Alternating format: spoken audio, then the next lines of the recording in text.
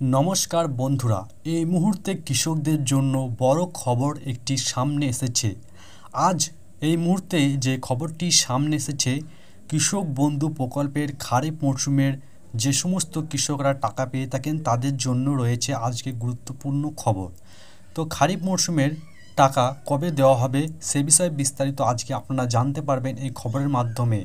ভিডিওটি সম্পূর্ণ দেখার অনুরোধ রইল এবং যারা আমাদের ইউটিউব চ্যানেলের নতুন দর্শক হয়ে দেখছেন অবশ্যই চ্যানেলটি সাবস্ক্রাইব করে সঙ্গে থাকুন। যে সমস্ত কৃষকরা খারিফ মরশুমে রাজ্য সরকারের কৃষক বন্ধু প্রকল্পের টাকা পেয়ে থাকেন 4,000, 2,000 এবং 10,000 টাকা যে সমস্ত কৃষকরা পেয়ে থাকেন তাদের জন্য খুশির সংবাদ।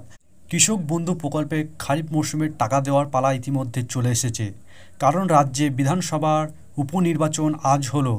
এই মুহূর্তে রাজ্য সরকারের বিধানসভা উপনির্বাচন ছিল বলে সমস্ত প্রকল্পের টাকা দেওয়া বিধিনিষেধ ছিল। তাই আজ বিধানসভা উপনির্বাচনের ফলাফল ঘোষণার পরেই রাজ্য সরকারের তরফ থেকে কৃষক বন্ধু প্রকল্পের টাকা খুব শীঘ্রই কৃষকদের ব্যাংক অ্যাকাউন্টে পৌঁছে দেওয়ার কথা রয়েছে। কারণ আপনারা জানতেই পারছেন যে কৃষকদের জন্য গুরুত্বপূর্ণ বার্তা পাঠিয়েছেন মাননীয় মুখ্যমন্ত্রী মমতা বন্দ্যোপাধ্যায়। কী বার্তা পাঠিয়েছেন আপনারা দেখে নেবেন একটু পরে ভিডিওর মাধ্যমে। তো আপনাদের জানিয়ে দেবো কৃষি দপ্তর থেকে রাজ্য সরকারের তরফ থেকে যে বার্তাটি পাঠানো হয়েছে, কী পাঠানো হয়েছে। কারণ রাজ্য সরকার সমস্ত কৃষকদের গুরুত্বপূর্ণ এই কাজগুলি করতে বলেছে, না হলে টাকা আটকে যেতে পারে। তো চলুন দেখে নিন কী জানিয়েছেন রাজ্য সরকার। তো এখানে আপনারা দেখতে পাচ্ছেন পরিষ্কারভাবে কৃষক বন্ধু প্রকল্পের পরবর্তী কিস্তির টাকা পেতে হলে কৃষক বন্ধু প্রকল্পে আধার লিঙ্ক করতে হবে।